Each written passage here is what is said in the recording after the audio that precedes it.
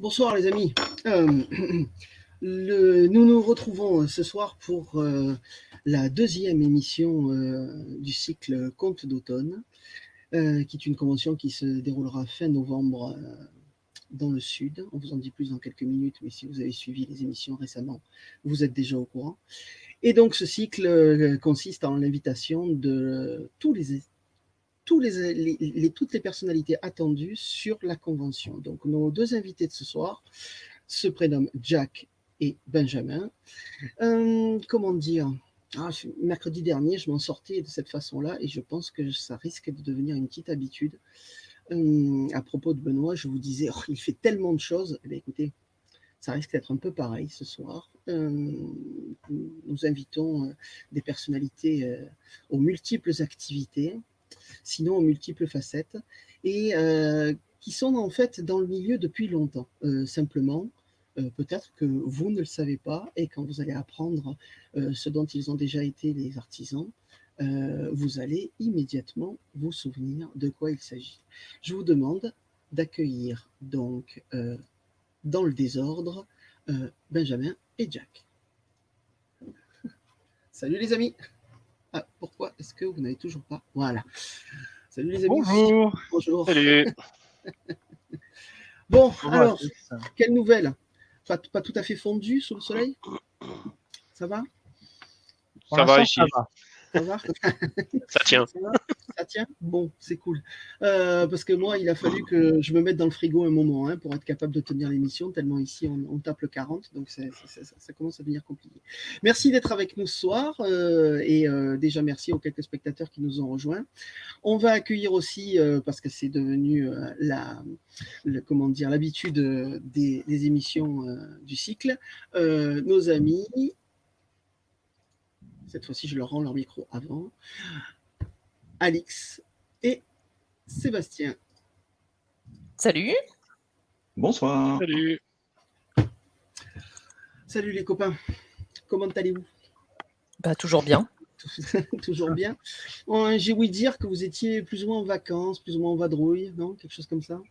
Ouais, mais effectivement, on a fait 2 jours de voyage et on est en Vendée actuellement. Ah oui, d'accord. Ok. Donc il fait un peu plus frais, ce qui n'est pas plus mal. Comme je disais à l'instant, ouais, c'est mieux. C'est mieux, un peu de fraîcheur là.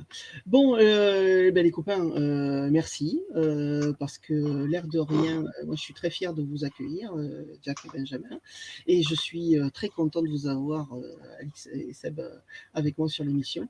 Donc, on va commencer par une question traditionnelle, avant de vous demander qui vous êtes, état civil, nom de jeune fille du grand-père, etc.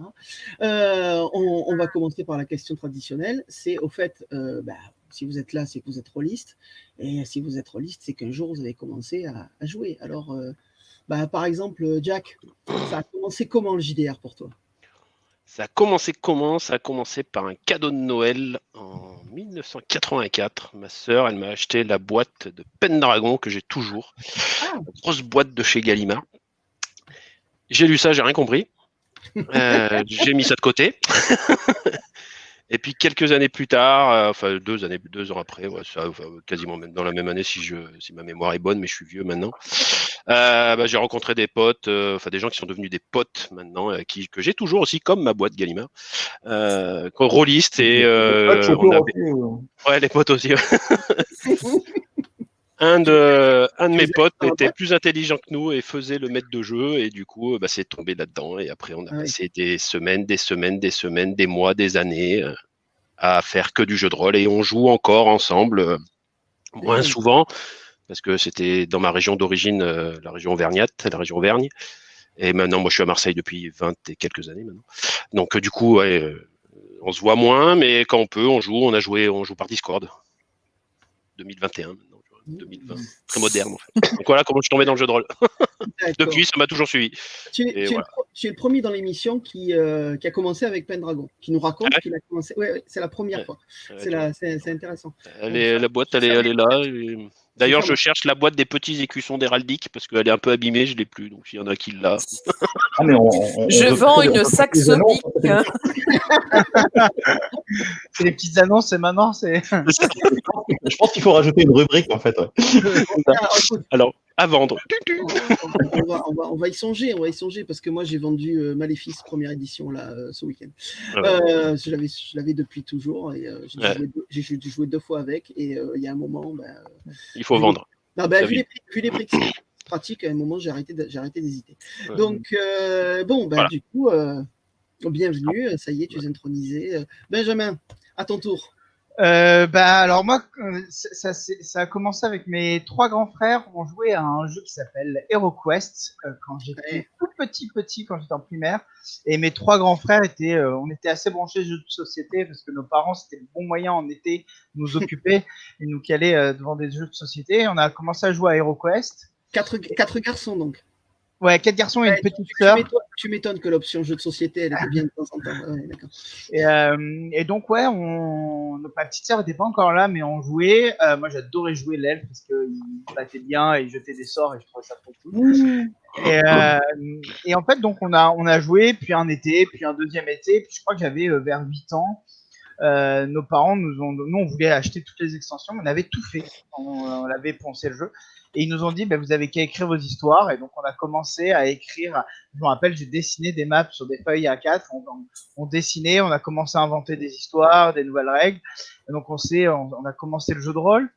Même si c'était pas tout à fait le jeu de rôle. Et puis, j'ai un copain qui joue avec nous et qui a dit, attends, il y a un truc qui existe qui fait un peu la même chose. Et on a acheté la boîte d'initiation de Donjons & Dragons 2e édition. Ah oui. Voilà, puis on allait au Tisseur de Rêve, un festival qui avait dans la région, qui est encore dans la région tous les étés. Et j'ai rencontré plein de gens là-bas et qui m'ont vraiment fait grandir dans le jeu de rôle. Et donc j'ai continué jusqu'à maintenant. Donc ça fait presque 25 ans maintenant. Et voilà. Et c'est la meilleure découverte de ma vie, je pense. Le jeu de rôle. Alors, vraiment, c'est un truc qui m'a fait grandir, qui m'a fait aimer la fantasy, la science-fiction, l'histoire. Les bières. C'est vrai qu'il y a une connexion comme ça qu'on fait pas systématiquement, mais qui est complètement logique. Hein. Moi, ça m'a fait boire du café. Ça m'a fait boire du café. Je buvais pas de café. Le café. Oh putain, c'est vrai que j'ai commencé le café avec le JDR. Enfin, à cause du JDR. Ou grâce, parce qu'aujourd'hui, je ne peux plus m'en passer. Mais les marathons de 48 heures de jeu, quand tu piques du nez, tu bois un café. C'est vrai. Au début, tu n'aimes pas, puis après. Dites pas ça à Mireille Dumas, ça va encore nous retomber dessus. Hein. Oh, il y a prescription, c'est bon, on l'oublie maintenant. Là, ça, elle est encore en vie, Mireille Dumas. Je me souviens quand t'es sorti cette histoire. Hein. Oui, moi aussi. Ouais. Moi, j'ai eu un énorme impact dans le sud. Hein. Mais pas que dans le sud. Hein. Moi, je sais que c'était l'année. C'est 88. Non, le truc avec Mireille Dumas. Non, c'était plus tard que ça. Hein. 95. Je crois que c'était fin 80, tu vois, j'avais perdu le. Non, je dirais 91 ou 92. C'est quand je suis arrivé au collège et je fondais mon premier club de jeux de rôle en arrivant au collège et il y a ça qui sort. Donc il a fallu sortir quelques dossiers si tu veux pour expliquer. Non, mais on est tout gentil, on n'est pas sataniste, tout ça, etc. Donc Mireille Dumas, c'est le point Godwin du jeu de rôle, on est d'accord. Hein. Exactement. Faut le citer. On en a parlé. C'est bon, on peut tourner la page. Je m'inscris, j'ai écrit un bémol, il y a eu Pradel aussi. Mais il sortait sur la vague. C'était moins violent. Il surfait sur la vague, il avait sorti un truc bien dégueulasse quand même. Mais c'était à l'époque de Perdu de recherche, ça. Voilà, c'est ça. Mais peut-être qu'on fera une émission sur cette époque-là, mais on fera une émission dédiée alors à ce moment-là. Ouais, vaut mieux. Il y a tellement de choses à dire. Ouais, mais surtout qu'on a dû avaler comme ça, et sur tous les trucs qu'on a fabriqués grâce à ça, parce que il y a des fédés qui ont vu le jour en réaction à cette stupidité. Donc, mais d'ailleurs, cette émission, c'est aussi en quelque sorte la volonté de montrer des rôlistes et de montrer ce qu'ils font, même quand ils jouent pas. Dans la vraie vie, qu'est-ce qu'ils font? C'est peut-être aussi une conséquence en ce qui me concernait d'avoir cette envie-là. Mais bon, enfin bref, moi j'étais au lycée.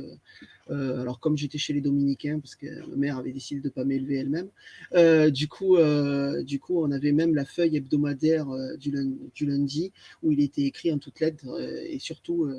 Et alors, travailler quotidiennement et surtout éviter la fuite vers les jeux de rôle. Voilà. Non, mais, Moi, j'avais 4 ans, donc je m'en C'était les années 90. Ouais. Et donc là, justement, tiens, à propos de ce qu'on fait en dehors des moments où on lance les dés, Jack, tu fais quoi dans la vie? Je suis chauffagiste. Non, c'est pas vrai. On avait répété, Jack. Tu l'as essayé, non? J'ai privé de joke sur les tests avant pour prévenir les gens quand même. Voilà, il a préparé cette blague. C'était un petit privé de joke. Non, moi je suis prestataire. J'ai mon entreprise. Ouais.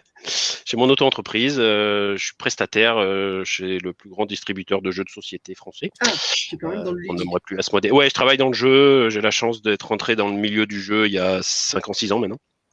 Et d'animateur, là maintenant je suis coordinateur de région et expert terrain pour donc on peut citer le nom pour Asmodée, c'est mon prestataire principal. Voilà, donc j'écume pas mal les salons en tant qu'animateur.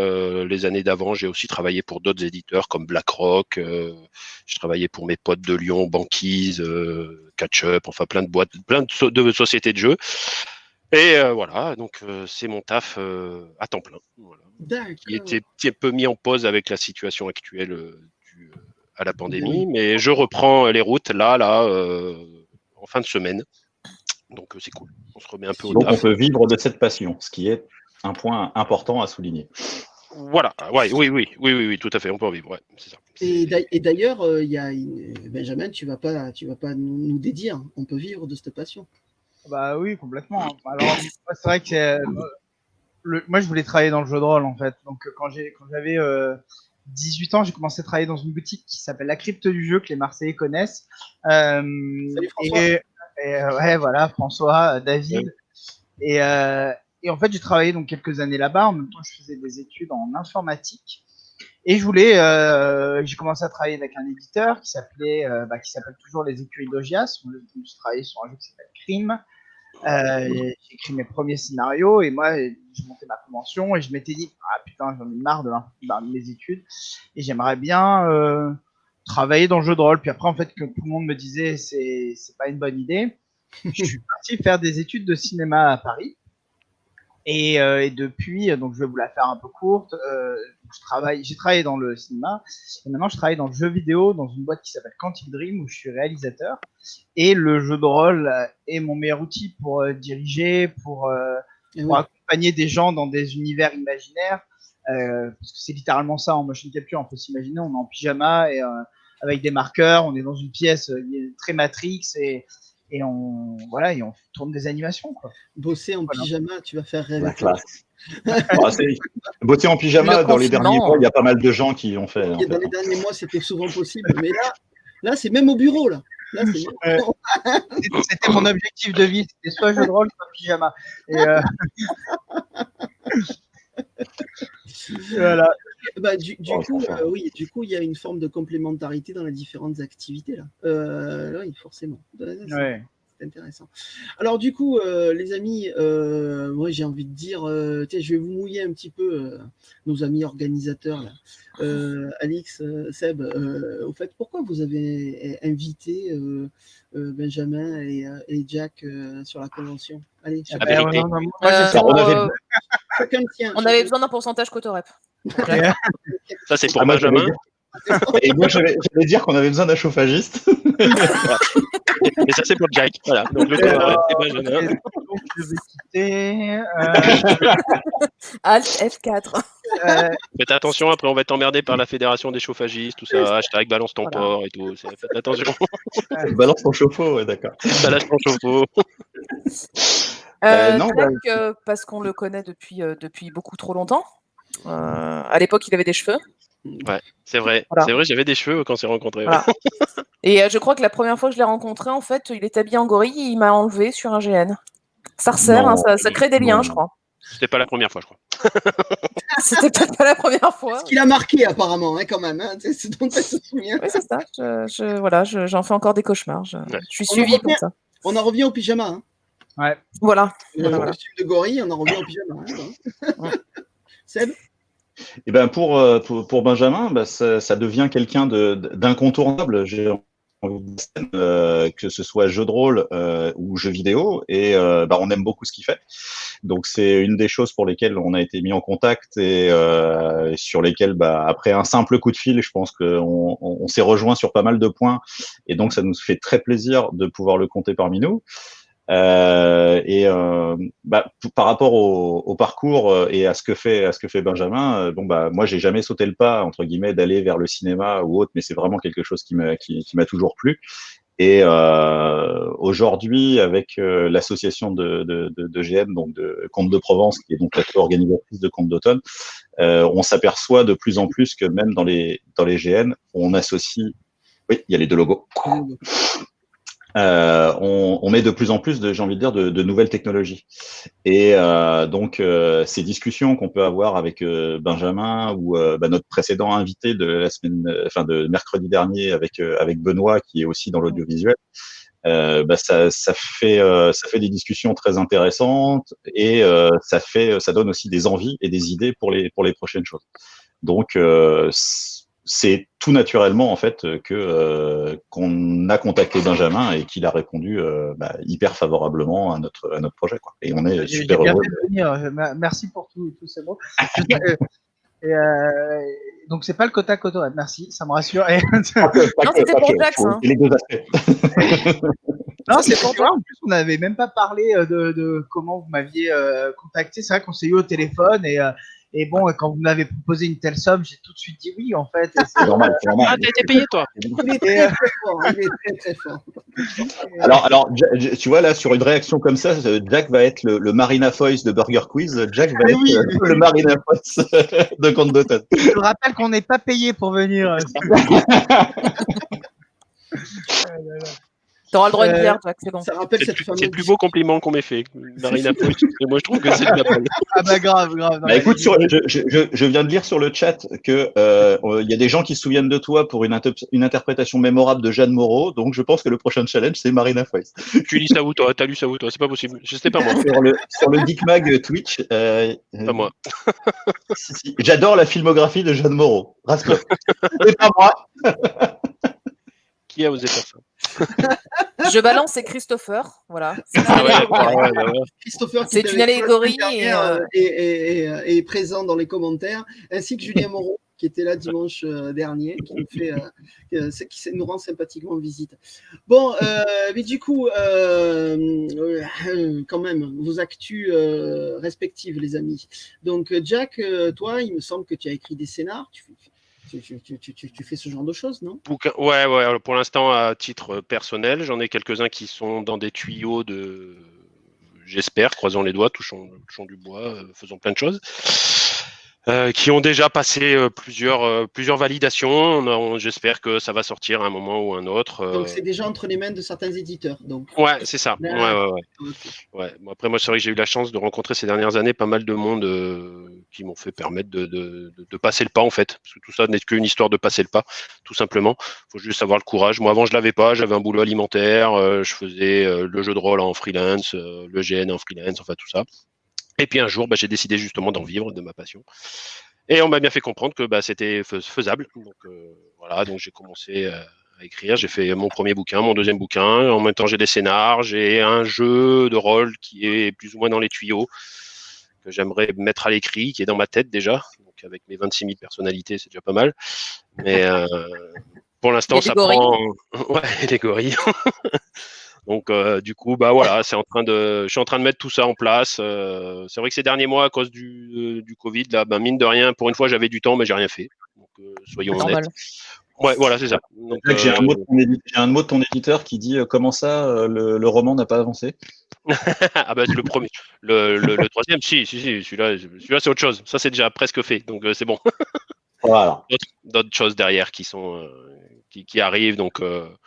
J'espère, notamment un scénar que je vais faire jouer au Comte de Provence au mois de novembre, un scénario pour Bitume que je vais faire jouer.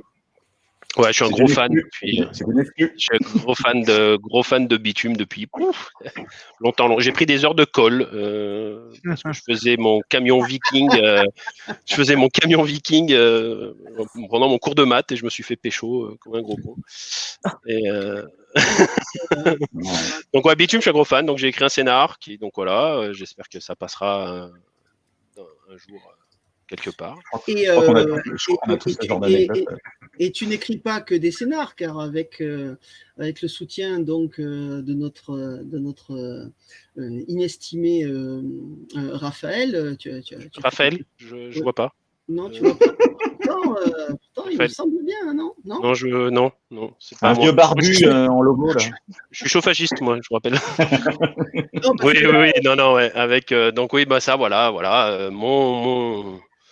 mon deuxième bébé, donc Chaos Ex Machina, donc mon deuxième livre sorti chez un éditeur, donc justement chez Raphaël, donc on connaît, et donc qui est le fondateur de la maison Ogmios Édition, petite maison d'édition niçoise. Bah voilà, donc il m'a fait confiance, il m'a bien aidé, parce que éditeur c'est un métier, je le savais pas.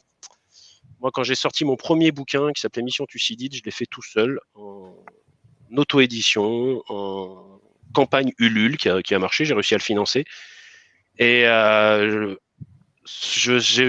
franchement, ça m'a flingué, j'ai failli arrêter parce que c'est vraiment un vrai éditeur, c'est vraiment un vrai métier, l'édition, et moi, j'y connaissais rien. Et même après avoir réussi à me sortir un premier bouquin qui est pas si mal que ça, au niveau objet en tout cas, bien entendu, le contenu est perfectible.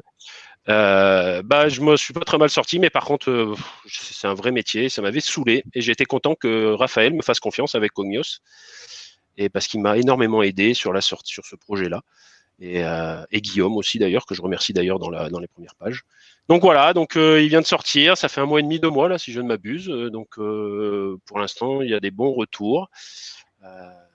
Voilà, donc là c'est Seppuku, donc ça c'est les autres qu'on peut voir. De Guillaume aussi, il y a l'épave. Donc c'est sur la page de Ogmios. Donc voilà mon petit projet, parce que moi j'ai plein d'autres idées d'écriture, mais d'abord j'ai voulu rendre hommage un peu à tous les gens qui m'ont inspiré, tous les univers qui m'ont inspiré. Donc autant le premier c'était un hommage à la science-fiction et à Cthulhu. Là c'est un hommage à tout ce qui est cyberpunk et Cthulhu. Je suis un petit peu monomaniaque de Cthulhu, pour ceux qui me connaissent bien. Vas-y, monte tes tatouages. Hein. Je suis un peu monomaniaque. Donc voilà, même à un tel point que j'ai envoyé le premier Mission Thucydide, je l'ai envoyé à plein de gens comme ça, qui ne me connaissent pas, mais des gens qui m'ont inspiré. Je l'ai envoyé parce que c'était pour un peu les remercier de ça se fait. Ouais. Et là, c'est là, Chaos est sorti, donc on a réussi à le sortir quand même malgré le confinement.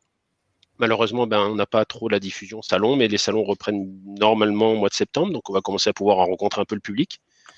Mais les premières critiques que j'ai eues sont pas mal, sont bien. Donc surtout que moi, j'écris pas pour nous tous. Quand je dis nous tous, là, tous avec une culture, parce que dans mes bouquins, moi, je suis très pulp. Et moi, j'aime bien plutôt emmener les gens vers cette culture-là. Donc moi, j'écris des romans courts. J'aime pas les gros formats. Donc déjà, moi, j'écris ce que j'aime lire. Donc j'écris des choses petites. Et j'aime bien que les gens viennent découvrir les univers. Donc il y a une critique qui est passée cette semaine justement que Raphaël a partagée là, qui m'a énormément touché parce que c'était quelqu'un qui est tombé dessus dans le livre là. Elle ne connaissait ni le cyberpunk, ni Lovecraft, ni rien du tout en fait. Elle connaissait pas ces univers là et elle a kiffé. Et ben moi j'ai rien que ça. Tu vois, tu te dis, c'est bon, c'est fait. C'est un indicateur sympa. Voilà, j'ai dit après le reste, après que je fasse plaisir, que ça. Je suis content quand je sais que ça fait plaisir aux aficionados. Je suis content. Mais mon objectif principal, c'était emmener les gens à découvrir justement, sans revenir au point Goldwyn, mais pour revenir à tous ces gens qui considéraient un peu la SF ou les univers parallèles, tout ça et tout, comme un peu. D'ailleurs. C'est quoi d'ailleurs? C'est de la SF, de l'anticipation, du cyberpunk? Le premier, c'est de la SF pure, c'est des purs hommages à tout ce qui est Alien 2001 avec du Cthulhu dedans. Parce que moi, j'aime bien, comme Cthulhu, et j'aime bien le transposer dans des univers où on le voit rarement. D'accord. Donc moi, là, j'ai transposé. Le premier, ça peut être contemporain.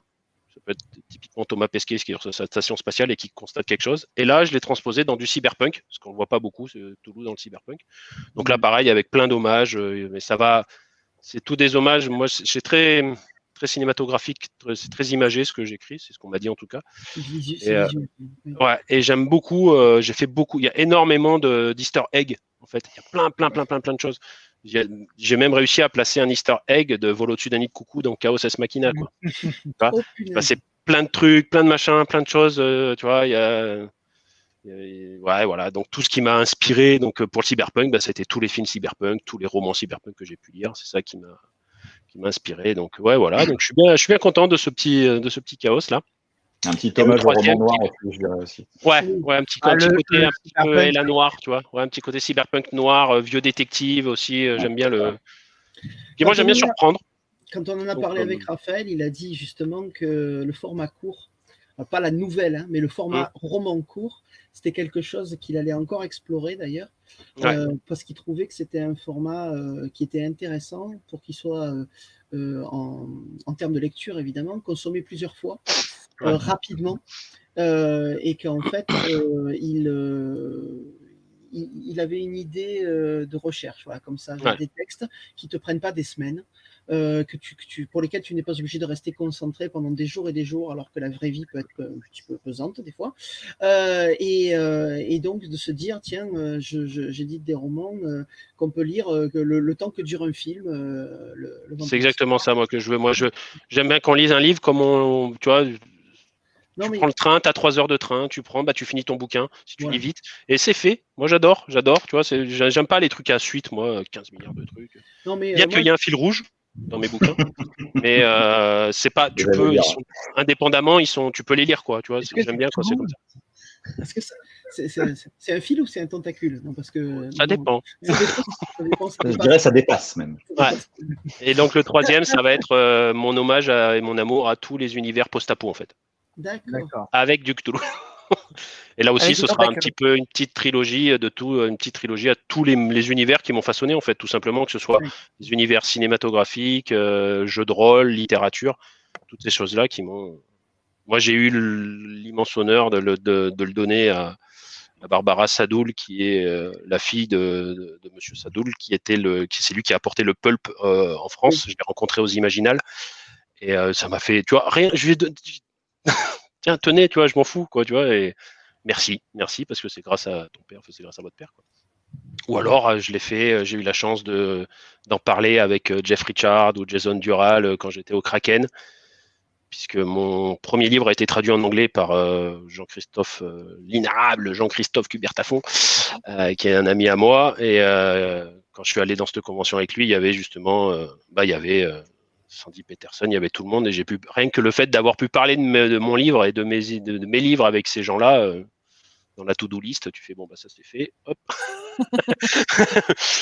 On passe à autre chose. Donc je suis trop content. Moi, je suis un grand gamin passionné. Donc là, regarde, j'ai un pote, il n'est pas encore sorti. Ça fait 2 fois que je vais à la crypte pour savoir s'il est arrivé. Mais dans le nouveau Casus, il y a une critique de Chaos Ex Machina. Et je suis trop fier de moi, quoi. Je veux dire, voilà, quoi. Point barre, quoi. C'est un copain qui me l'a envoyé parce qu'il l'a reçu déjà. Donc, je suis trop content, quoi. Voilà. Même. La critique est bonne. Bah, je sais même, tu vois, je regarde même pas les critiques en fait, tu vois, parce que c'est tellement subjectif. Tu sais, tu peux plaire à quelqu'un, tu peux pas plaire à quelqu'un. Bon, là, j'ai de la chance, elle est bien, donc c'est cool. Mais, t'as regardé quand même. Tu vois, j'ai fait du théâtre pendant longtemps.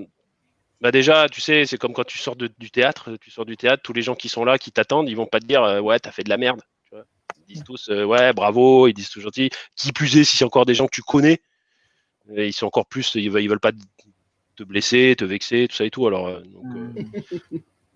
voilà. Donc non, mais c'est cool. De toute manière, toute critique est bonne. Hein. Moi, la fois où j'ai le mieux avancé, c'est quand Raph il m'a fait ses critiques. Hein. Oui. Ça fait mal, ça pique. Est-ce que tu les as écoutées, ces critiques? Ouais, on s'est écouté, on a fait beaucoup de choses. Alors des fois on s'est pas entendu, des fois on s'est écouté, mais on s'est écouté quand même parce que c'est compliqué, tu sais, des fois.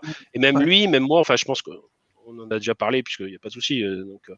Mais c'est un vrai métier. C'est là où je remercie son métier d'éditeur. C'est là où on se rend compte qu'éditeur c'est un vrai métier. Et des fois ce qu'il te dit, tu l'entends, et puis tu ne l'apprends pas de la façon dont il faut, certainement, parce que des fois, souvent, c'est par messagerie ou par un truc, donc déjà, il y a le filtre du truc. Le ton.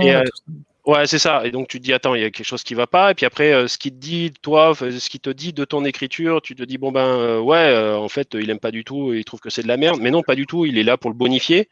Il le bonifie d'une façon où toi, tu comprends peut-être pas tout de suite, mais une fois que tu as remis le nez dedans, tu te dis, ouais, finalement, ouais, il avait pas tort, tac, tac, tac. Enfin, l'édition, c'est un vrai métier que je veux pas faire. Ouais. Moi, j'écris, je poste, je fais démerdez-vous. Voilà, c'est bon, non. C'est ce que je disais à Raph quand on l'a reçu dans l'émission, c'est que c'est très compliqué d'être les deux, en fait. Ouais. D'être les deux. Auteur, c'est déjà un très gros travail. Il y a déjà quelque chose d'énorme. Il faut décider qu'on a fini à un moment donné. C'est dur, ça, de décider qu'on a fini d'écrire. Et après, il faut accepter ce regard en miroir qui doit vraiment être notre esprit, parce que sinon, on se regarde la nouille. On a la tête dans le guidon et en fait, non, ça marche pas. Et puis lâcher le bébé, quoi. Lâcher le bébé, ça a été très dur. Moi, j'avais jamais montré mes écrits, à part quelques potes dont je suis très proche, mes potes de Clermont. Mais sinon, moi, je les montrais pas avant. J'avais un peu honte, tu vois, un peu orgueilleux, un peu macho, certainement, un petit peu. Bah ouais, mais tu sais, après, tout le monde a ses petites faiblesses, donc j'osais pas le montrer, en fait. Et après, quand j'ai fait le pas de Mission Thucydide, de la campagne Ulule, c'est ma femme qui m'a motivé, qui m'a poussé derrière, qui m'a dit non. En plus, un fait de vie a fait que je me suis retrouvé sans travail, donc à cause de problèmes de santé. Donc du coup, j'avais du temps. On m'a dit fonce. Elle m'a dit fonce. Elle m'a dit ça mérite. Et le plus dur, c'est quand tu l'envoies, en fait. C'est quand tu le lâches. C'est qu'une fois que tu l'as lâché, quoi, et tu dis putain, j'aurais jamais dû faire ça. Je peux pas revenir en arrière. Je peux pas l'enlever. Je peux pas l'enlever. Puis en fait, après, ça part. Et puis, moi, je vois sur les salons que j'ai déjà fait avec Raph. Ouais, excuse-moi, je t'ai coupé. Non, vas-y, fini. Ouais, quand je dois avec Raph, tu vois, il y a des gens qui reviennent. Moi, ce que j'adore, c'est quand les gens ils viennent te dire qu'ils n'ont pas aimé. Moi, j'aime. Alors, s'il vient te dire qu'il n'a pas aimé juste pour dire écoute, ce que tu as fait, c'est de la merde, bon, ok. Mais quand il te dit ouais, j'ai pas aimé à cause de ça, tu vois, quand c'est constructif, quand la critique est constructive, en fait, c'est là où je savais pas appréhender ça, et maintenant que je sais un tout petit peu mieux l'appréhender, parce que je suis pas non plus un pro, c'est de la balle, quoi. Enfin, je veux dire, je kiffe, quoi. Donc, mais c'est un peu le cas avec, j'ai envie de dire, tout procédé créatif d'une façon ou d'une autre. C'est tant que ça reste dans la sphère interne, et puis genre ta première présentation au théâtre, comment va réagir le public, ou que tu produis, voilà, j'ai envie de dire, tout ce qui est créatif, nous on le voit aussi en GN aussi, on a toujours cette appréhension-là, en se disant tiens, on va aborder telle thématique, comment est-ce que ça va être perçu, des choses comme ça. Donc, souviens-toi, on en a fait assez des GN, et quand tu commences, quand tu es à 5 minutes du coup d'envoi du GN, on n'est pas fiers, hein, on a beau faire les kékés, tu fais bon. Surtout qu'il y a encore les gars qui sont en train de travailler derrière et qui pleut des cordes, tu fais bon. Donc voilà, donc c'est vrai que c'est le process, comme tu dis, c'est le process créatif, quoi. C'est ça qui. Du moment que les gens qui te font un retour sont respectueux, même un retour négatif, c'est déjà une reconnaissance. C'est ça. Parce qu'il y a quelqu'un qui se pointe et qui il risque un conflit quand même. Il vient et puis peut-être qu'il va se disputer à l'issue de ce qu'il va dire, mais enfin, il te le dit quand même. Je trouve qu'il y a un processus de reconnaissance quand même là-dedans qui est très appréciable. Et après, en plus, il y a ce que tu vas en faire si tu as voilà, justement l'humilité de te dire, bon, après, on peut aussi décider qu'on a un public de destination et même d'ailleurs le mettre dans des notes d'intention, dans des quatrièmes de couverture, et puis après si les gens ils font exprès d'aller chercher des trucs qui leur plaisent pas d'habitude, on trouvera partout, hein, tout voilà. Donc c'est parce que s'il y a autant de gens qui écrivent des livres aussi à un moment donné, c'est parce qu'il y a plein de goûts de lecture aussi. Donc mais même quelqu'un qui a pas aimé mais qui est venu chercher quelque chose qu'il pensait apprécié à l'avance, ça s'écoute avec intérêt, ce genre de truc, parce qu'il y a un véritable effort aussi. Ça s'apprend à écouter. Ouais, faut apprendre à l'écouter, en fait, et c'est vraiment un truc. Moi, j'ai fait des rencontres sur des salons. Autant j'ai fait des rencontres des fois qui sont bien zarbes. Je pense que notre pote Guillaume est pas là, mais on a fait de ces pots de rire, quoi, des fois, parce que tu rencontres des gens qui sont bien perchés. Mais autant il y a des gens, ils viennent, et ils te parlent, et ils connaissent ce dont tu as écrit, ils sont pas forcément d'accord, mais ils viennent t'expliquer pourquoi. Enfin, c'est de la balle, quoi. Enfin, moi, j'adore l'humain, moi, donc j'adore le rapport humain. Donc, moi, j'adore que les gens viennent parler, on se parle, on n'est pas d'accord, on s'engueule, j'aime ça. Donc, voilà. Ouais. Benjamin, alors, il y a eu plus d'étapes dans ton arrivée jusqu'au fait, d'ailleurs c'est pas tout à fait fini, jusqu'au fait de libérer tes propres écrits. D'abord, tu as commencé à bosser avec d'autres. Tu as bossé dans le jeu de rôle. Ouais. Dans le jeu de rôle, j'ai commencé avec Crime, où j'ai écrit un scénar. Même j'ai commencé sur Paris, Ombre et Lumière, le contexte de Paris. Après, j'ai travaillé. Je me suis régalé en le lisant d'ailleurs. Ouais, c'est Yann Lefebvre qui est l'auteur principal et vraiment quelqu'un qui est extrêmement bien. Et après, donc, je suis rentré dans cette maison d'édition où j'ai travaillé plus du côté éditeur que auteur. Et j'ai vu quand même beaucoup de choses du côté de l'édition difficiles. Tu parles des écuries d'Augias, là. Tout à fait, j'étais dans les écuries avec Christophe Chaudier et Yann Lefebvre à l'époque. Après, on a été rejoint par Jérémy Rueff, Diamris, et voilà, et quelques autres personnes. Et donc, voilà, moi, je savais pas ce que je voulais faire, mais j'aimais bien cette idée d'accompagner des auteurs. Et justement, pour Oniria, j'avais écrit un scénario. Et en fait, quand ils sont venus le lire, ils m'ont dit, mais il faut qu'on le publie, ce scénario, il est trop bien. Donc, Oniria, c'était parce qu'on se l'est dit en backstage, et puis nous, on est Marseillais. Oniria, c'était le festival de jeux de rôle que j'avais monté à Marseille, tout simplement, à la Fac Saint-Charles. Donc, il y avait pas mal de monde, on a été très contents. C'était une ambiance que j'aimais beaucoup. Jack est venu, donc si mes souvenirs, si mes sources sont bonnes. Donc c'était une belle convention qu'on a fait entre copains et c'était un bonheur. J'ai rencontré notamment Julien Moreau là-bas, Olivier Sanfilippo, Philippe, voilà, toute une bande de jolies personnes. Je les ai rencontrés là-bas. Après j'ai fait un peu pas silence radio, mais je suis parti à Paris faire des études, puis en Australie faire des études d'écriture. Et donc c'est vrai que je consommais encore beaucoup de jeux de rôle, je lisais encore beaucoup, mais je participais moins au monde professionnel du jeu de rôle. Et quand je suis revenu, j'ai travaillé 4 ans sur un jeu vidéo qui s'appelle Détroit, Detroit Become Human. Et donc Jack hoche de la tête, donc je suppose que tu y as joué, ou en tout cas tu en as entendu parler. J'en ai entendu parler, j'ai pas joué, il me fait de l'œil. Et donc ouais, ça m'a pris pas mal de temps, puis quand j'ai fini, vu que par contre il y a un truc que j'aime, parce que j'ai aussi ce rapport avec l'être humain que j'aime beaucoup, je faisais encore beaucoup de conventions, et puis j'ai aidé les copains, voilà, et en fait je me suis retrouvé avec plusieurs éditeurs qui m'ont proposé d'écrire sur leur jeu. Donc j'ai travaillé sur Tales from the Loop, dont j'ai fait un scénar qui se passe à hier. Donc je suis très content parce que j'aime beaucoup l'idée d'associer Tales from the Loop qui est à mon enfance au sud de la France. Donc j'ai vraiment, je me suis marré. Ça parle de divorce, ça parle de monde virtuel, voilà, de choses que j'aime bien. Sympa quoi. Le divorce, j'aime pas ça, mais c'est quand même très axé années 80. Et les coupures de courant. Moi, en fait, si tu me dis c'est quoi les années 80 pour toi, moi c'est la plage, les coupures de courant, le divorce, le camping, et voilà. Ouais. C'est un peu ça. Donc j'ai écrit sur Tales from the Loop, j'ai travaillé un peu sur d'autres jeux. Attends, mais en fait, je vais faire un truc. J'ai partagé mon écran. Allez, je suis Fais donc ça. Plus simple. Et puisqu'on a préparé des petits trucs et tout, on est organisé. Alors, donc ça c'est beau. Pardon. Voilà. Ça c'est un peu, mais c'est les 3 derniers scénarios de jeux de rôle sur lesquels j'ai travaillé. Donc il y a Cthulhu no Kami. Cthulhu no Kami, ouais, ok. Où j'ai fait 2 gros scénarios dessus. Donc un qui se passe pendant l'ère Yann, qui en gros, il y a une série de disparitions de prostituées et de mendiants, et des gens proches de ces gens commencent à enquêter, voilà, dans une petite ville en plein hiver. Je pourrais vous montrer un peu, j'ai prévu des documents que j'utilise pendant que j'écris, vu qu'on a aussi un écrivain, ça peut être bien de discuter comment on écrit ensemble. Mutt, donc le jeu de Julien Moreau, qui m'a gentiment demandé de lui écrire un setup sur Paris. Alors, donc là, j'ai Paris. On en a parlé dimanche dernier. Ouais. Voilà, alors moi, j'aime beaucoup Paris. Je suis né ici. Après, on est descendu dans le sud de la France. Ça va couper.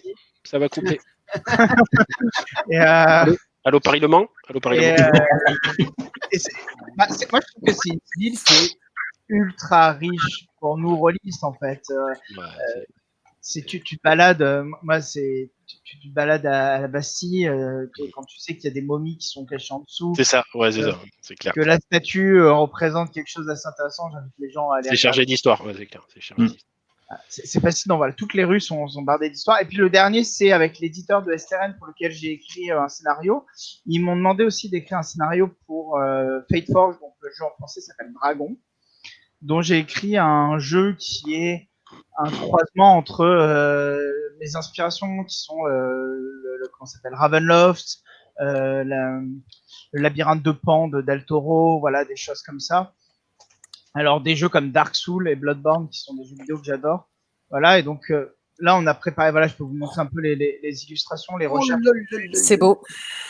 Et, ça c'est des croquis de recherche qu'on fait avec l'illustrateur sur l'univers graphique. Voilà, et ça c'est le résultat final. Très très beau. Ah, ça Voilà, craque. donc ça c'est un personnage de scénario. Voilà, donc ça c'est mon actualité jeu de rôle quand j'écris les scénarios des copains. Il y a 2 trucs aussi qui sont en cours qui sont signés mais que je ne peux pas encore parler. Donc voilà, il y a l'actualité. Peut-être d'ici compte d'automne, il y aura des news et je pourrai en parler. Voilà. D'ailleurs, les copains, vous revenez quand vous voulez dans l'émission, hein, sachez-le. Avec plaisir. Donc ça c'est les scénarios des copains. Il y a aussi Valérian qui va sortir. Ou sinon, alors avec 2 autres auteurs, on est en train de travailler sur notre jeu qui s'appelle Mir, voilà, ou MNP, donc en cyrillique. Et c'est un jeu. Alors c'est vrai qu'on le définit de plein de manières, mais c'est un jeu d'enquête médiéval, post-apo médiéval, voilà, avec un univers graphique très chargé. Donc je peux vous montrer, on a quand même déjà des petites illustrations. Donc ça c'est un des monstres du premier scénario qui s'appelle le Vlatis, qui est dessiné par Hubert Griff, qui est un dessinateur. Alors, en plus d'être un être humain super gentil, est un excellent dessinateur. Ça se voit. Donc on a fait, on s'est tout de suite entendu sur nos univers, hein. Voilà, et on a travaillé aussi avec un autre illustrateur qui s'appelle Leoncio et qui donc ça c'est l'écran mais qui est pas fini. Il y a de l'exclu ce soir. Hein. Ah ouais. L'écran est en work in progress, il est pas fini, il manque les personnages, il y aura des personnages. On hésite encore à faire une version sans et avec personnages, mais il y a un truc assez important pour les personnages, c'est parce que ça va montrer l'échelle. Parce que pour vous donner une idée, donc il y aura quelqu'un ici, et ça c'est un immense labyrinthe en fait là que vous voyez. Et donc faut imaginer la taille du coup, ouais, c'est ça. Voilà, qui sont des blocs de marbre qui font mais des dizaines et des dizaines de kilomètres de haut. Donc c'est assez impressionnant, surtout quand on est dans un univers médiéval, donc il y a quelque chose d'assez science-fiction presque. Ouais. Et donc bon, je peux pas trop parler de ce décor, mais faut savoir que la première campagne se termine dans ce décor en fait qu'on a écrit. D'accord. C'est un des derniers décors du scénario. Et voilà, et on avait envie de faire ça. Donc voilà, donc ça c'est 2 petites illustrations. Je pourrais aussi vous parler du jeu, mais on est encore en train de l'écrire, donc il y a des choses qui bougent beaucoup. C'est sur un système dédié ou c'est sur un... Tout à fait, on est en train d'écrire le système. Alors, rien n'est ancré, mais je peux vous parler déjà d'un petit truc qu'on va tester à compte d'automne d'ailleurs, qui est en fait les personnages. Le concept du jeu, c'est on joue des chasseurs d'écho. Donc, qui sont on joue des agents de la Mir. Donc, la Mir, c'est un groupe religieux. Et ces agents enquêtent et doivent fermer et détruire ce qu'on appelle des échos, qui sont des résurgences du passé dans le présent, et qui sont un peu des bulles qui éclatent à la surface du présent. Et donc, ces agents, ils traversent le monde, enquêtent et retrouvent ces échos. Donc, voilà, donc ce genre de choses très charmantes. C'est mignon. Et voilà, et donc leur but c'est de le repousser. Évidemment, dans le groupe, il y a des gens qui veulent les étudier, d'autres qui veulent les détruire, d'autres qui veulent les utiliser. Voilà, donc ça, c'est en plus, il y a des conflits dans le groupe, hein, évidemment. Il y a un truc qu'on discutait encore il n'y a pas longtemps, donc c'est, voilà, comme je dis, je mets des gros guillemets. On réfléchit à un système où, bon, alors, il faut savoir que les joueurs ont des paravents. Donc voilà, que vous voyez là, en fait, chaque personnage, chaque joueur a un petit écran comme ça. Donc ça, c'était notre stand à Cannes. Ouais, on va présenter un peu ça. Donc ça joue avec des D12 hein, pour l'instant, pour plein de représentations symboliques et aussi en termes de game design. Donc chaque joueur a son petit écran et dans l'idée, on aimerait qu'il y ait un personnage qui s'appelle la lanterne. Alors c'est des noms work in progress comme on dit, qui est le seul dans le groupe qui voit réellement les échos.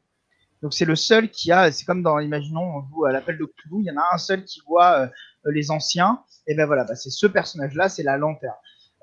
Nom qui est encore un nom de travail hein, pour nous. Et l'idée, c'est que le maître de jeu, il a un tarot. Et il va donner des cartes de tarot avec des représentations symboliques, avec des illustrations dedans. Et il va les mettre à un endroit précis du paravent qui représente un sens. Et donc, il va absorber donc, ces cartes de tarot et il va avoir une représentation de l'écho qu'il a. Et c'est ce joueur-là qui va décrire aux autres joueurs ce qu'il voit, ce qu'il entend, ce qu'il sent, ce qu'il ressent. Évidemment, avec le maître de jeu qui est toujours là pour accompagner. Mais avec ça, ce qu'on voulait, c'est que il n'y a pas une vérité. La vérité, c'est un point de vue. Et c'est quelque chose d'assez important dans notre univers, notamment aussi dans des jeux comme l'Appel de Cthulhu. Je suis un énorme fan aussi. Si on regarde en bas à gauche, il y a une carte de Kingsport. Je connais pas. Et donc, en fait, la lanterne à ces cartes-là, il va décrire aux autres joueurs ce qu'ils voient, etc. Nous, ce qu'on voulait avec ça, c'est que la circulation classique d'informations qui est le maître de jeu décrit aux joueurs et les joueurs posent des questions au maître de jeu, on voulait la changer un petit peu avec ce système, qui sera un système optionnel, mais fortement conseillé pour jouer avec pleinement au jeu. Voilà, on est encore en train de le tester, tant le jeu, dans un an, il n'y aura plus de tout ça. Mais c'est un truc qui, pour l'instant, marche du feu de Dieu à table, vraiment. Donc voilà. Donc ça, c'est une petite exclu, on n'en a jamais parlé, on n'avait même pas parlé sur les réseaux sociaux, voilà, et ça sera à Cannes.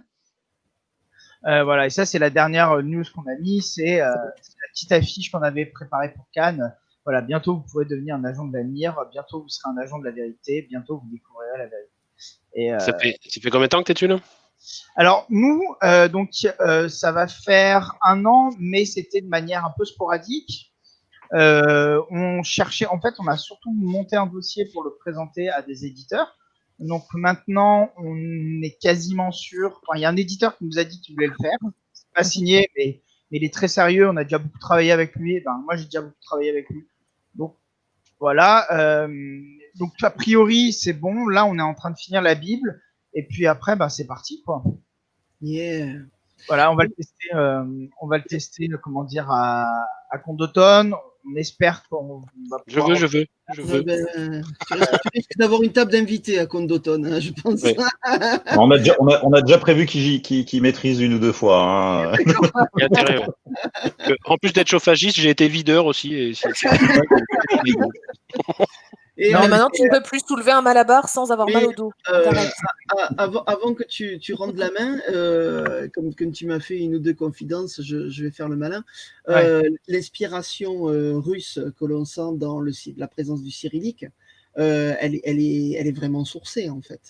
Alors, déjà, il y a plein de choses. C'est que les 2 autres auteurs qui travaillent avec on travaille ensemble, donc, qui s'appellent Adrien et Valentin, que je salue s'ils sont là.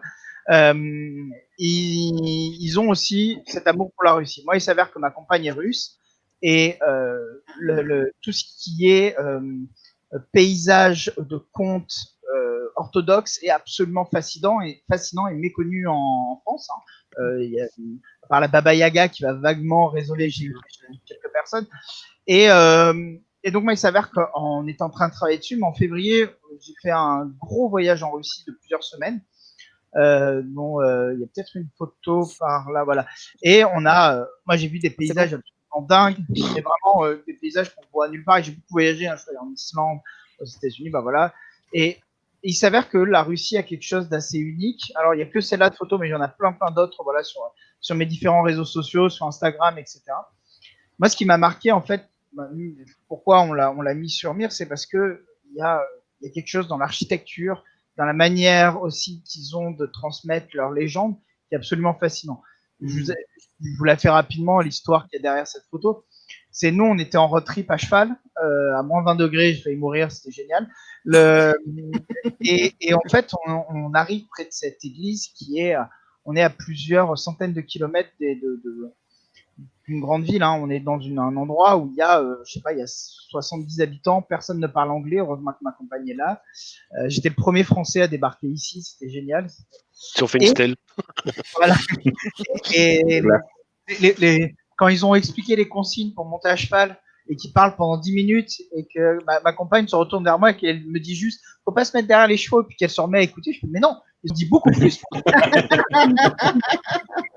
Et en plus, je parle un petit peu russe. Je lui disais, mais non, mais parce que là, il parlait d'un truc avec les dents et tout. Non. Donc bon, bref. Donc on se retrouve on est en balade, hein, donc en pleine randonnée à cheval, et on arrive devant cette église. Alors, faut imaginer qu'elle est en hauteur, au milieu. À côté, il y a une immense maison en ruine, brûlée, et on arrive, donc il y a ça, et en haut d'une colline, il y a en haut d'une montagne, à pic, à flanc, qui donne sur un lac complètement gelé. Et moi, je vois ça et je dis, mais c'est incroyable. Et notre guide nous dit, bah, est-ce que vous voulez visiter? Je dis, mais oui, bien sûr. Et donc, elle y va, elle tape à la porte. Et il y a un prêtre orthodoxe avec une énorme barbe. En fait, c'est Jack, hein, d'ailleurs. C'est comme ça qu'on s'est rencontrés. Et il y a un mec qui arrive avec une énorme barbe. Et ah non, on peut pas visiter. Puis il s'apprête à fermer la porte. Et là, il dit, non, là, il est français, il est passionné, machin et tout.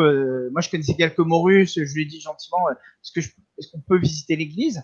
Là, il regarde, il voit qu'on est quand même assez motivé, sachant que faut imaginer le contexte, il fait moins 20 degrés. Ouvrir la porte à quelqu'un, c'est un geste très symbolique, très fort. Et il nous dit OK, et il nous laisse rentrer. Déjà, premier truc qu'on doit faire, c'est qu'on doit poser tous les téléphones portables, interdiction de prendre des photos à l'intérieur, et on commence à visiter, et les mecs nous racontent toute l'histoire. Donc déjà, par exemple, il faut savoir que cette église, le bois de cette église vient pas du tout de cette région. Donc on ne sait pas comment ils ont construit cette église. Donc déjà il y a ce premier truc, et surtout à l'intérieur on arrive, donc tout est en or magnifique. C'est pour ça qu'ils veulent pas qu'on prenne des photos, parce que beaucoup d'églises se sont fait piler en Russie pendant le communisme. Et il y a un moment, je vois un couloir, mais avec des colliers de perles, d'or, avec des pierres précieuses, et qui commence à former un entonnoir face à un portrait. Et en fait, il y a le portrait d'une vierge avec des larmes dues à l'humidité, mais qui coulent, hein, vraiment des gouttes. Et donc, c'est leur relique. Alors, évidemment, ceux qui ne croient pas vont dire c'est la condensation, ce qui est fort probable. Oui, hein. c'est leur Madone, quoi. Mais en fait, tu es là avec, je sais pas, il y a des centaines de milliers d'euros autour de toi, de pierres précieuses, d'or, et tu as ce truc-là magnifique. Et c'était que le début de ce que j'allais découvrir, parce qu'après, on est sorti, ils ont viré. Il y a un tsar qui est venu mourir ici parce qu'il voulait être enterré près d'une église quand il a fui le communisme. C'est un lieu qui était gorgé, et puis il y a des légendes autour sur un fantôme, etc. Et en fait, quand j'étais là, je me suis dit, en fait, moi, je trouve on manque d'originalité. Alors, je suis un gros joueur de Donjons et Dragons, mais je trouve, par exemple, Warhammer a le fait que ça soit le folklore allemand, alors je mets des gros guillemets, hein, quand même, ça amène quelque chose. Et nous, ce qu'on avait envie, c'est pas seulement faire notre Bloodborne, et notre Dark Souls et notre Warhammer, c'était faire un jeu qui allait prendre ses racines ailleurs, et notamment en Russie et dans les pays slaves. On en parlait un petit peu mercredi dernier, quand moi j'avais aussi répondu à la question par quel jeu tu as commencé, et on avait parlé un petit peu de Warhammer, et notamment de la campagne de l'ennemi intérieur. Et ouais, je fais un petit écho à ce que tu décris, avec notamment le volet de Il y a quelque chose de pourri à Kislev, qui te permet justement de découvrir un petit peu de cette mythologie, enfin le Leshy, Domovoy, toutes ces créatures qui viennent de ce folklore, qui est assez méconnu, mais qui est effectivement très très riche. Donc je comprends aisément que dans un lieu pareil, avec ce que tu as découvert, enfin c'est très grisant, et c'est une énorme source d'inspiration pour un jeu tel que lui. Et je voudrais, avant de finir, je voudrais quand même parler des deux illustrateurs que vous avez vus. Ouais. Donc voilà, je vous invite à aller découvrir. C'est beau. Qui est un mec en or, voilà, il a fait plein d'illustrations très très cool. Il est notamment dans le artbook de Bloodborne, qui est un jeu vidéo, voilà, j'ai pas expliqué ce que c'était, mais Bloodborne, c'est le meilleur jeu vidéo de PlayStation 4. En toute objectivité. Je suis dans le milieu, j'ai le droit. Ah non, non. Et notre camarade qui est Leoncio, qui nous a fait, voilà, et qui a un univers absolument magnifique. Moi, je cherchais quelqu'un qui en gros, j'aurais adoré que Bekdinski soit encore vivant pour nous peindre notre couverture et notre écran, qui est un peintre polonais. Et et Leoncio était là, et voilà, et c'est incroyable ce qu'il fait. Donc on a discuté, on s'est super bien entendu sur notre univers, et on a dit vas-y banco. Donc ça, il y a de grandes chances que ce soit lui qui fasse le livre. Et en tout cas, je l'espère très fort. Et il est super motivé et intéressé. Donc voilà.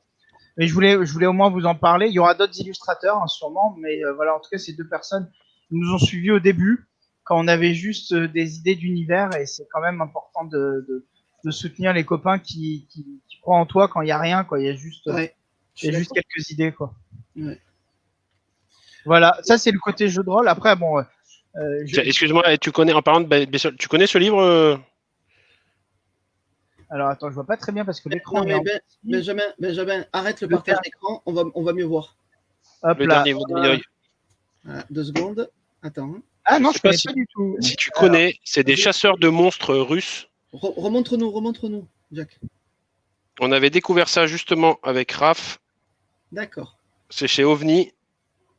C'est typique, c'est purement dans ce dont tu décris. Enfin, dans l'univers, hein, pas mais les idées. c'est Julien Elbrock qui a fait ça, d'accord. Ouais, et c'est une tuerie. Ok. Chasseur de monstres, justement, avec que des références russes et tout. Je te le conseille vivement. Eh ben, Petit conseil lecture du soir. Non, mais je prends avec. Ah, mais c'est la soirée des rubriques, là, entre les petites annonces. Les petites annonces, des trucs. Bon, j'ai toujours un chauffe-eau à vendre. Les amis, on atteint l'heure d'émission. Et bon, en général, je dis, bon, ben alors on va commencer à tirer vers la fin, mais là, pas du tout, en fait. Non, pas du tout. Parce que moi, je voudrais que Benjamin nous parle encore de quelque chose qui intéresse tous les gens qui regardent l'émission et qui vont regarder l'émission dans les semaines qui viennent. Tu vois très bien de quoi je parle. Donc, absolument. On parle de Let's Roll, je pense. Voilà, c'est ça. Alors, je vais partager mon écran. Alors, moi, tu vois, regarde, je vais faire un mini écart. J'avais prévu de vous montrer un peu mon travail. Ben, ça sera pour la prochaine émission. Des petites vidéos sur mon travail. Mais là, alors, en fait, je vais vous parler de Let's Roll. En fait, Let's Roll, c'est ce qu'on appelle un VTT, une Virtual Tabletop, comme Roll20. En fait, il y a avec 4 autres personnes, on s'est associés pour développer à fond une plateforme qui s'appelle Let's Roll, que je vais vous présenter, qui est à l'initiative d'une personne qui s'appelle Jonathan. Je ne sais pas s'il est dans le chat ou quoi, je lui fais un coucou. Et voilà, donc en fait, qu'est-ce que c'est Let's Roll? C'est une plateforme de VTT qui va permettre aux rollistes de jouer. L'idée, en fait, avec cette plateforme, c'est qu'elle soit assez facile d'accès. C'est très facile de faire autant du classique Donjons et Dragons que du Cthulhu, des jeux d'ambiance avec un gros paysage audio. Donc là, par exemple, bon, alors ça, c'est l'ancien setup, mais ce que je voulais vous montrer ici, c'est que Let's Roll est capable d'accueillir des maps animées, donc ce qui rend plutôt bien et ce qui est assez cool pour les gens qui veulent faire donc du Donjon Dragon ou des jeux avec voilà, tout simplement des petites vidéos en fond. Donc là, voilà, c'est l'antre d'un magicien, mais il y a d'autres trucs, voilà, comme un quai. Je sais pas si ça rend en HD sur le live, mais bon. Ah, ça va être compliqué bon. en HD sur le live, mais puisqu'on en parle, je pense qu'il y a plein de gens qui nous regardent qui vont aller voir. Voilà, nous, ce qu'il y a, c'est qu'on est encore en alpha, donc on est encore en train de régler des choses. Petit à petit, on avance. N'hésitez pas à nous faire des retours. Là, on est surpris déjà par le nombre de personnes qui jouent tous les jours déjà dessus, alors que voilà, on est encore en alpha. Il y a de plus en plus de fiches qui existent, donc vous trouverez sûrement votre bonheur, que ça soit voilà, évidemment Donjons et Dragons, mais Vampire, il y a Alien, il y a Tales from the Loop, il y a Mutt. D'ailleurs, Julien a joué sur Let's Roll sa campagne sur Mutt. Voilà, donc il y a pas mal de petites choses. C'est pour ça que tu es encore en alpha, alors c'est parce qu'il y a Julien. En fait. non, mais c'est cool justement de la part de Julien d'avoir joué là-dessus. Donc voilà. Trop classe. On est encore en développement. En visuel, ça fait penser vachement aux jeux 3D ISO qu'il y avait, Baldur's Gate, des jeux comme ça. Ça fait complètement penser au fond qu'il y avait. Alors, pour vous parler un peu des outils, donc là en bas, vous le voyez, alors là, vous le voyez pas parce qu'il y a la jolie barre YouTube, mais il y a ce qu'on appelle la quick bar. Donc, c'est des raccourcis qui permettent de lancer une formule de GT que tu as choisi. En plus de ça, tu peux mettre une petite icône comme ça, donc ça fait très jeu vidéo. Mais après, moi par exemple, j'ai pas Cthulhu où les icônes étaient beaucoup plus orientées sur quelque chose qui n'est pas Final Fantasy. Tu peux associer un son maintenant, c'est un nouveau truc. Donc, si t'as un mage dans le groupe qui s'amuse à jeter des boules de feu, il aura chaque fois le truc de boules de feu, etc. D'accord. Ça fait penser même aux icônes de Diablo. C'est vraiment chouette. Mais autant, voilà, donc tu peux faire donc l'exploration de donjons, etc. Mais autant tu peux faire des jeux d'ambiance avec des images, de la musique, etc. Donc ça, de toute façon, il va y avoir bientôt des vidéos de présentation qui vont arriver début septembre. Mais voilà, je voulais vous en parler. C'est gratuit, hein, donc vous pouvez aller vous inscrire. Nous, on attend beaucoup de retours. Et voilà, n'hésitez pas si vous avez envie de découvrir une plateforme. Voilà, c'est les petits Frenchies qui sortent leur plateforme. Voilà, donc ça s'appelle Let's Roll. Et voilà, vous pouvez aller sur le Discord, sur le YouTube, voir ça, etc. On pourra la présenter pendant la conv, hein, si tu veux qu'on mette un accès internet pour le faire. Moi, je pense que ça peut être un bon moyen d'avoir des retours aussi. Avec grand plaisir. Normalement, ça va un peu s'accélérer à la rentrée parce qu'on va avoir pas mal de monde qui vont faire des parties dessus. Voilà, on est en train d'organiser ça, des Américains et des Français parce que la plateforme est dans les deux langues. Et voilà, mais c'est vrai que j'espère qu'à compte d'automne, il y aura un peu plus à vous montrer. Bravo. Avec plaisir. C'est la classe. J'ai répété pendant 3 jours. Non. Il est parti complètement. Il est parti.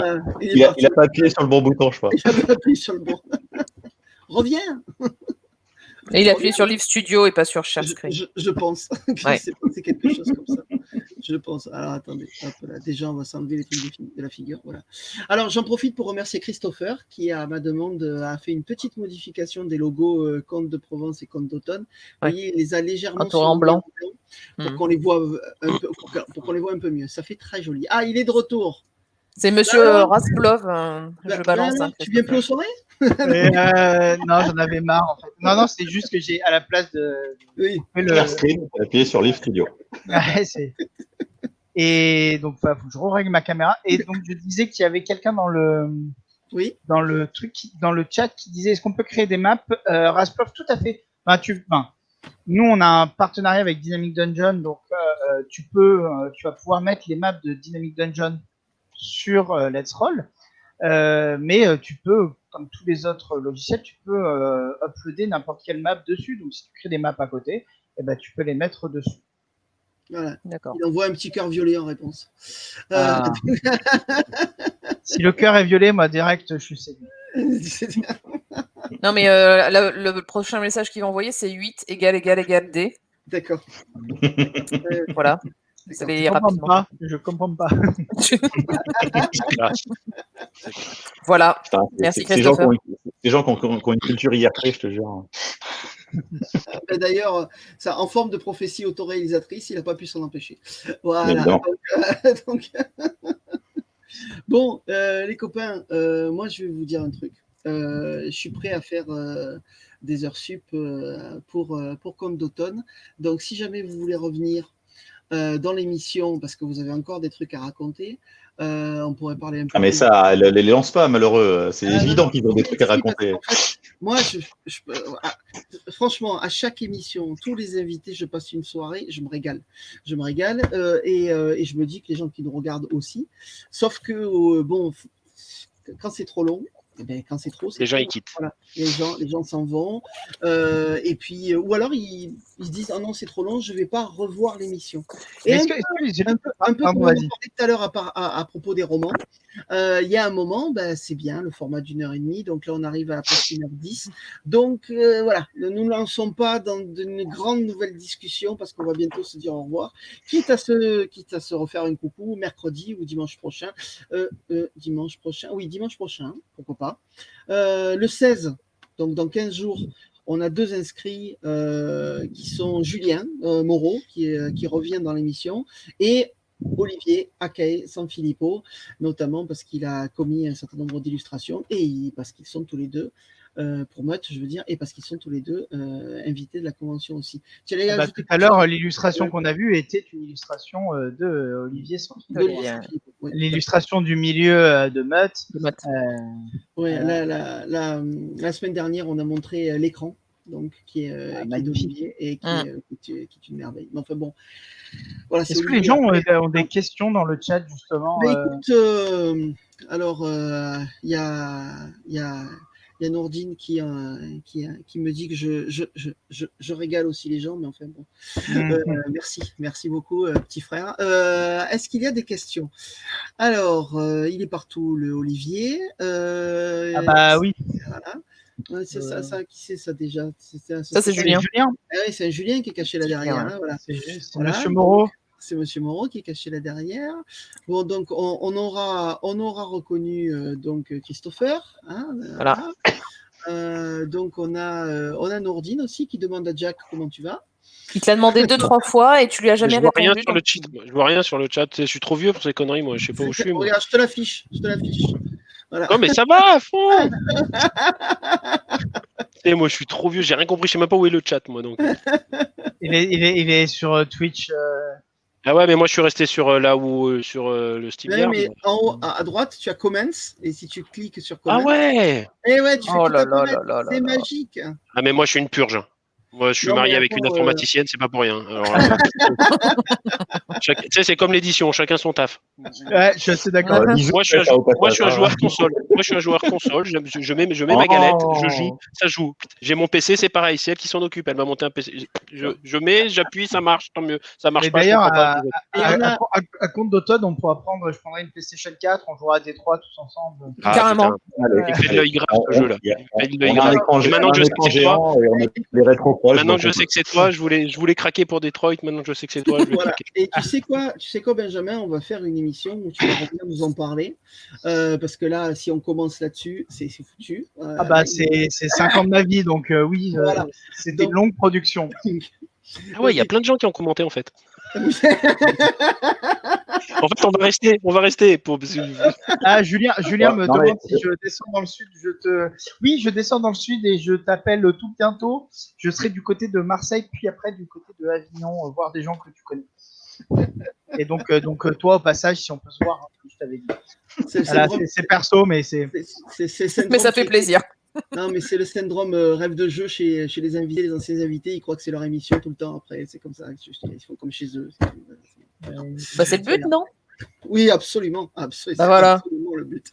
Et il y a peut-être un truc qu'on pourrait dire avant de partir. Moi, on n'a pas assez parlé, je trouve, de Conte d'automne. On a effectivement parlé de nous qui serons à Conte d'automne. Et les copains, est-ce qu'il y a des trucs que vous ne nous avez pas déjà dit la dernière fois? Est-ce qu'il y a des trucs sur lesquels vous voulez insister? Alors, il y en a. On a plusieurs choses à vous dire et notamment une nouvelle exclue. Donc ça y est, on a décidé dans quel univers allait être la deuxième soirée enquête qu'il va y avoir pendant Conte d'automne. Donc Alix, je te laisse l'annoncer. Ça sera dans l'univers de prophétie et directement dans la continuité du gène qu'on a fait en fait directement au monastère. Donc ça va être quelques semaines plus tard. Donc voilà, on espère aussi faire un petit clin d'œil à tous nos joueurs qui étaient venus jouer. Ouais. Exactement, voilà.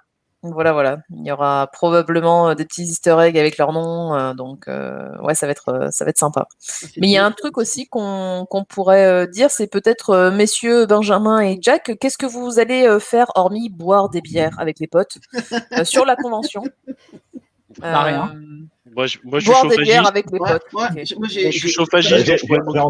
J'enregistre l'émission, les gars, et vous avez quand même dit que vous alliez maîtriser des parties de JDR. Oui, voilà. Mais moi, je me suis inscrit d'ailleurs. Je m'étais inscrit, je l'avais dit, j'avais envoyé là. Donc, ouais, je vais faire un bitume et un Cthulhu.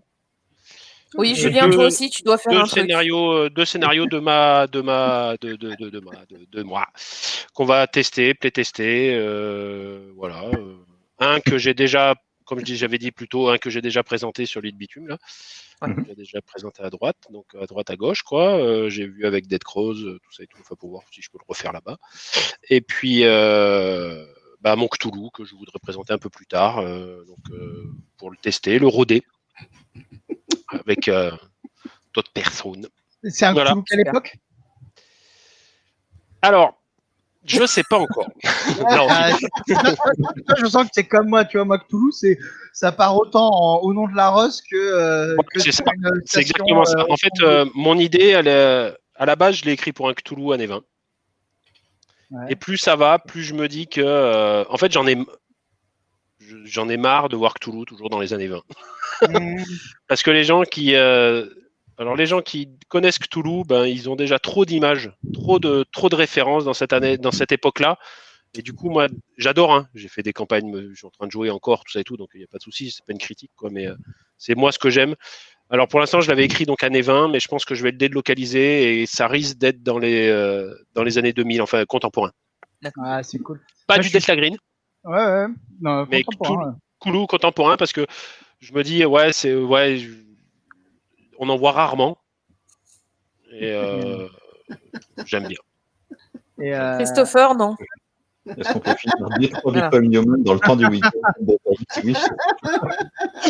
Alors, Christopher, toi, tu auras du boulot, en fait, pendant la conv. Tu es organe, Christopher. Ouais, voilà, donc j'aimerais bien. Christopher, seulement si tu fais tourner la manette. D'accord.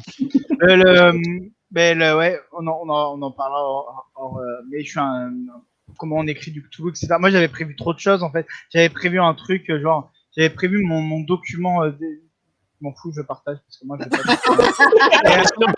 Il peut s'en aller sinon. J'ose va te coucher, on finit. La boutique. En fait, ça par exemple, c'est. Je sois là pour lui permettre de partager quand même. C'est Cthulhu no Kami, c'est Raphaël et. Et donc en fait, ça c'est mon scénario de ce que j'appelle un mood board. En fait, c'est mon document de travail. Et donc, en fait, je fais 2 documents. Le premier c'est un mood board donc avec des images. Le deuxième c'est un word cloud, donc un nuage de mots en français. Et donc, et je travaille à partir de ces 2 documents. Donc ça, c'est le premier scénario. Il y a un peu du spoil, mais je m'en fous. Voilà, ça, c'est ma structure. À la fin, il meurt. S'enfuir, c'est une réussir, échouer. J'ai adoré faire cette scène-là. L'écrire, voilà. Donc ça, c'est un peu le mood visuel. Et donc, ça se passe dans un petit village sous la neige. Et voilà. Et parce qu'il faut toujours des singes. C'est important, les singes. Il y a toujours des... Et après, ça part carrément en cacahuète. Il y a du shibari, mais ça, vous verrez. Ah oui, ouais. Autre chose. Et hop là. Et donc ouais, donc c'est ce genre de document pour l'écriture. Et pour vous dire pourquoi je voulais vous montrer ça, c'est parce qu'il y a notamment pour Contes d'automne, on va écrire, je pense, plusieurs scénarios de Myr, au moins 2. Pour que vous puissiez faire les 2 parties. Enfin, c'est les gens qui veulent faire 2 parties. Et j'ai motivé mes 2 co-auteurs à s'inscrire à la convention. Donc, normalement, ils devraient être là. Donc, ça va être cool. Il y a moyen qu'on puisse masteriser au moins 2 parties par jour. Cool. Voilà. C'est clair. Bon alors, on en parlera en off quand il y aura plus de public, mais on peut rester éventuellement un jour de plus au monastère. Il y a une piscine chauffée. Moi je dis ça. Et des parties quand on regarde. Écoutez, moi ça me va. Ça se fait. Hein. Moi je me souviens au Kraken il y a 2 ans, tout le monde était parti. Moi j'enchaînais Kraken et Seine. J'allais animer SM après et j'étais resté avec tous les orgas. Pareil, ils ont un château, enfin fond de l'Allemagne de l'Est, un truc de ouf. Et putain, ça fait du bien, quoi. Tu vois, là, quand tout le monde est en détente, là. Ouais, je suis pour, moi. C'est une idée. On en parlait mercredi dernier, mais c'est aussi ça, entre guillemets, je vais pas dire le credo de Contes d'automne, c'est ce côté plus intimiste. Donc, voilà, quand intime. Exactement. Non, mais quand Benjamin va maîtriser Myr, notamment, si on a quelques éléments avant, puis vu qu'on est une asso de GN, on va poser le décor si on peut dans la pièce qui sera dédiée à la partie, quoi. C'est comme j'en discutais avec aussi Mathieu aussi, qui est le chanteur de Raffengrimmer qui fera le concert le samedi soir. Et qui sera le 23. Et qui sera le 23 août. C'est ça. Dans le Geek Mag là, donc il sera en interview un petit peu comme vous là. Et on va mettre ce qu'on sait faire en tant qu'asso de GN, et c'est aussi planter le décor. Donc c'est pour ça que à tous nos camarades invités qui vont soit proposer une activité ou un scénario ou quelque chose comme ça, si on a des petites informations sur le content un petit peu avant, on va pouvoir faire on va dire un setting visuel ou autour, on va s'efforcer d'être le plus sympa possible. Et c'est le côté intimiste, contrairement à des beaucoup plus gros événements comme des grosses conventions, des gros festivals. Ça va être, on va dire, ce qu'on va essayer d'avoir, la petite marque de fabrique, on va dire, de cette convention. Mais si je peux rajouter un truc, Julien, à faire remarquer, c'est qu'il y aura aussi des tables rondes en plus des jeux de rôle, où il y aura, je pense, vous deux vous êtes inscrits, je crois, pour au moins une des tables, justement pour participer avec. Même plusieurs, même moi je veux dire. Ouais. Donc voilà, c'est ça qui est intéressant, c'est que on se mettra Benjamin, on parlera tous les deux comme ça. Les autres, ouais, c'est ça. On fera des tables rondes. On va vous laisser. Alors, il y aura une taverne, que toutes les tables rondes se passent pas à la taverne quand même, les gars. Ah non, moi, je vois plus. Non. Donc voilà, donc c'est l'intérêt aussi des petites conventions comme ça, c'est que ça sera pas du quantitatif, mais du qualitatif. C'est-à-dire qu'on va être peu nombreux, et c'est aussi le but, c'est qu'on puisse parler avec chacun, qu'il puisse y avoir du temps de parole des professionnels et des invités, et que même après, en fait, la discussion peut se poursuivre. C'est-à-dire que si on minute pendant, allez, bim, 60 minutes montre en main, et que ça dérive, et que les gens se rajoutent et viennent discuter, prennent une chaise ou quoi, c'est cool. Et c'est du bonheur d'échanger comme ça, quoi. Ça fait des belles rencontres, ça fait des beaux souvenirs, et puis ceux qui viendront pas, ils en entendront parler, comme tu dis, hein, Joël. C'est à échelle humaine et c'est après l'événement, il y a ceux qui étaient là et puis il y a ceux qui en entendront parler. Voilà,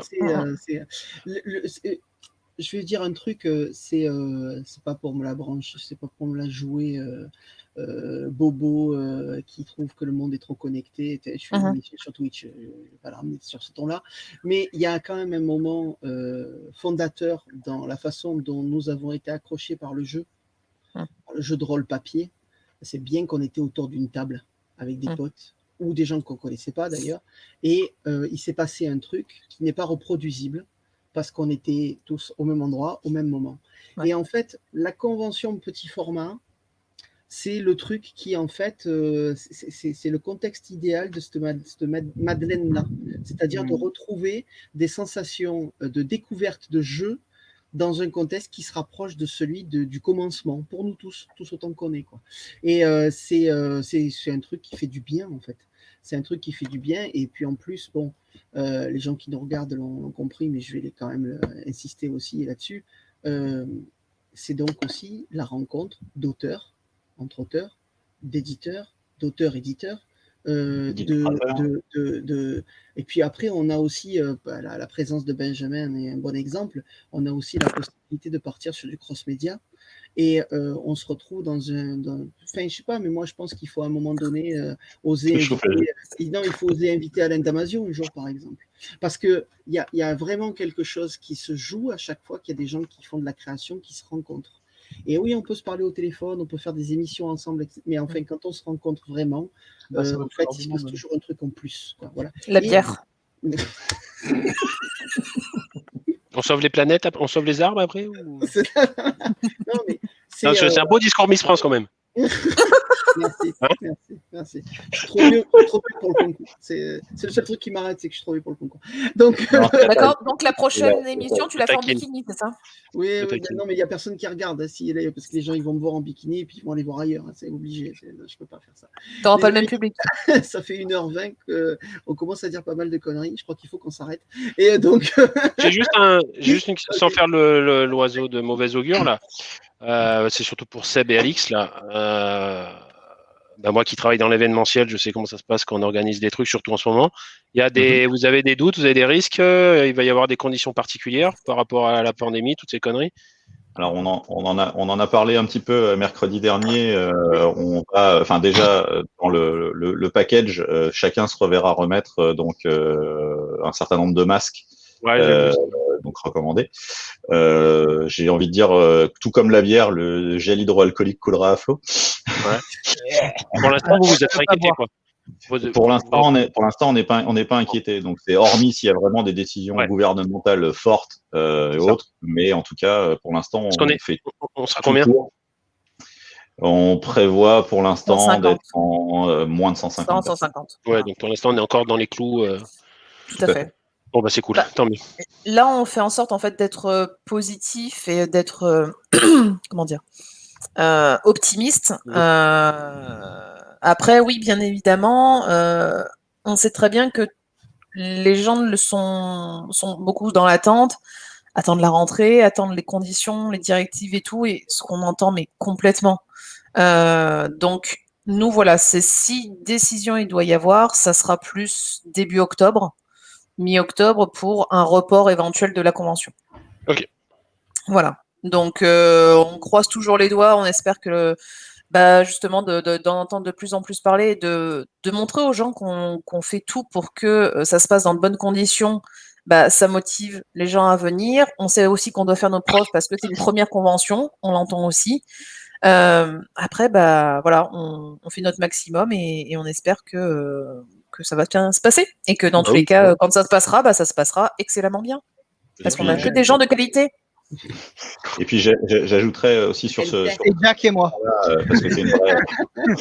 Bon, moi, j'ai des doutes. c'est que effectivement, on peut être un petit peu tributaire de ce genre de décision forte qui serait liée avec le Covid, si ça venait par exemple du gouvernement, qu'il y avait des choses qui étaient imposées. Mais un des avantages qu'on a, c'est qu'on a effectivement en partenariat donc avec le site du monastère de Ségriès, qui est le lieu qui accueille la convention. C'est un site qu'on connaît très bien parce qu'on a déjà fait des événements là-bas et on a des liens, on va dire, un petit peu privilégiés aussi avec le monastère, qui fait que si ça c'est aussi pour rassurer les gens qui se disent bon je vais attendre le dernier moment pour m'inscrire et tout, etc. C'est que si on devait reporter l'événement, il y aurait aucun problème à le réorganiser là-bas l'année suivante. Donc ça permettrait peut-être de répondre aussi aux attentes des gens en disant ouais, mais est-ce que je pourrais être remboursé ou pas. En tout cas, on proposera dans le cas, enfin si vraiment c'était nécessaire, le report, mais donc, voilà. Comme les copains de Léviathan quand ils ont été obligés d'annuler Tout à fait, de leur côté.